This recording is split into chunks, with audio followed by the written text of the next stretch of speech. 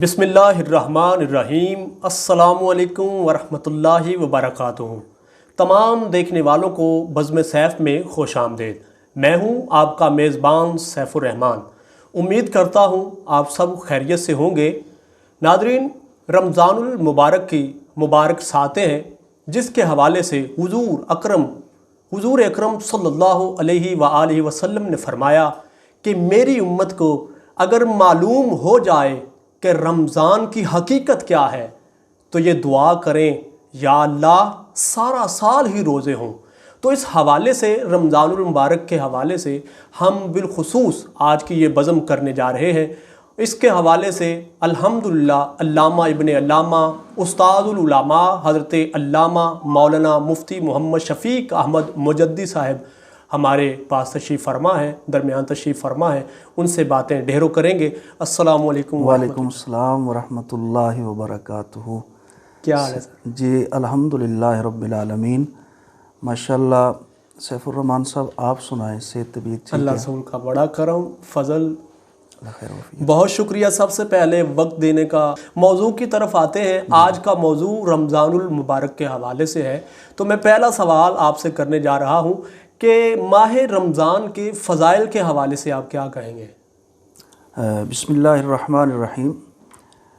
اللہ تعالیٰ جل جلالہ نے قرآن مجید برہان رشید میں ماہ رمضان المبارک کے جو فضیلتیں بیان فرمائی ہیں، جی، ان میں سے اس مہینے کی سب سے بڑی فضیلت یہ ہے جی، جو اللہ تعالیٰ نے قرآن مجید میں ارشاد فرمائی۔ سبحان اللہ۔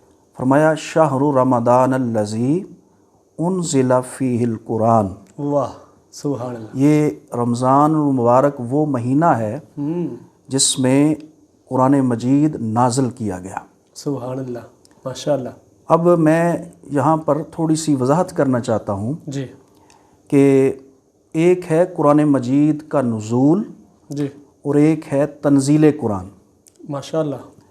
نزول قرآن وہ اس ماہ مبارک میں ہوا۔ جی، نزول قرآن کا مطلب ہے کہ ایک ہی مرتبہ قرآن کا نازل ہو جانا۔ ٹھیک ہے۔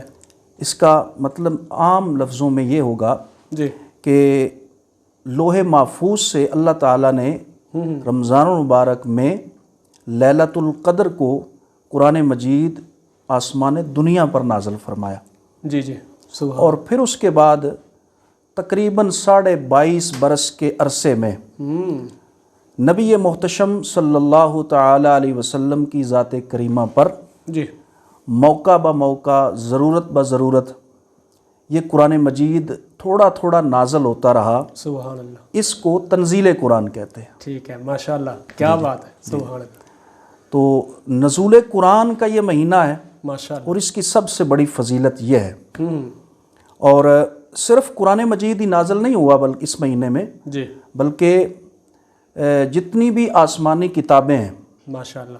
تورات ہے جو حضرت جناب موسیٰ علیہ السلام پر نازل ہوئی، جی، انجیل جناب سیدنا عیسیٰ علیہ السلام پر نازل ہوئی، جی، اور زبور جناب سیدنا داؤد علیہ السلام پر نازل ہوئی۔ جی، وہ بھی اگر آپ تاریخ اٹھا کر دیکھیں تو وہ بھی کتابیں جو تھیں، اللہ کا کلام جو تھا، وہ بھی ماہ رمضان میں نازل ہوا۔ اچھا، سبحان اللہ، ماشاء اللہ۔ تو اس حوالے سے یہ صرف نزول قرآن کا مہینہ نہیں ہے، نزول تورات کا مہینہ بھی ہے، نزول انجیل کا بھی مہینہ ہے، اور نزول زبور کا بھی مہینہ ہے۔ یعنی آسمانی کتابوں کا نازل ہونے والا یہ مہینہ، یہ مہینہ ہے، سبحان اللہ۔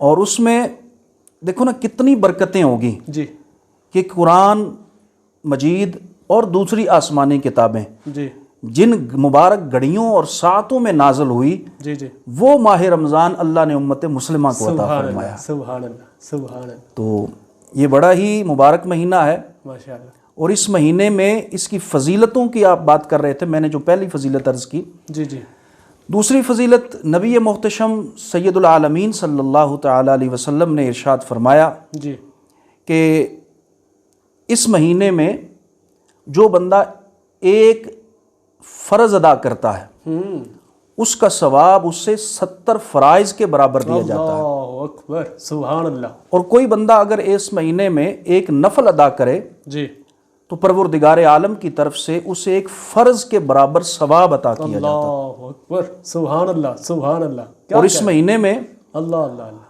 اللہ رب العالمین کی جنت کے سارے دروازے کھول دیے جاتے سبحان اللہ سبحان ہیں اور جہنم کے سارے دروازے بند کر دیے اللہ، کر جاتے ہیں، دیے جاتے ہیں، اور جتنے بھی شیاطین ہیں حضور رحمت کونین صلی اللہ علیہ وسلم نے ارشاد فرمایا کہ ان شیاطین کو جکڑ دیا جاتا ہے، بند کر دیا جاتا ہے، اللہ، یعنی اور نیکی کا جو ریٹ ہے اس مہینے میں وہ بہت زیادہ بڑھا دیا جاتا ہے۔ سبحان اللہ سبحان اللہ سبحان اللہ، کیا کہنے۔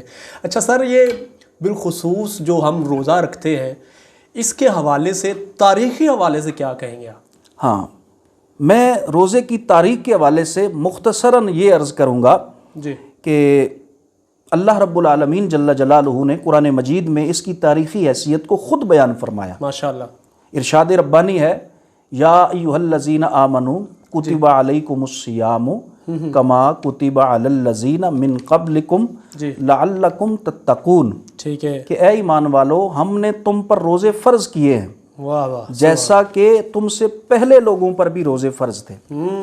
تو یہ رمضان المبارک کا جو مہینہ روزے کا فرضیت ہے یہ صرف امت مسلمہ پر نہیں ہے، اچھا، بلکہ یہ بنی اسرائیل پر بھی ہے اور اس سے پہلے جتنی امتیں گزری تھیں جی، ان پر بھی روزہ فرض تھا، ٹھیک ہے، لیکن ان کے روزے رکھنے کا انداز جو ہے اس کی ٹائمنگ وہ مختلف تھی۔ مختلف سے، وہ آپ ایسا کہہ لیں 8 پہر کا روزہ ہوتا تھا ان زمانوں میں ٹھیک ہے، جو پہلی امتیں گزری ہیں، ٹھیک ہے، اور جب رمضان المبارک فرض ہوا امت مسلمہ پر تو وہ اسی روٹین کے مطابق فرض ہوا، یعنی 8 پہر کا روزہ رکھنا ہے۔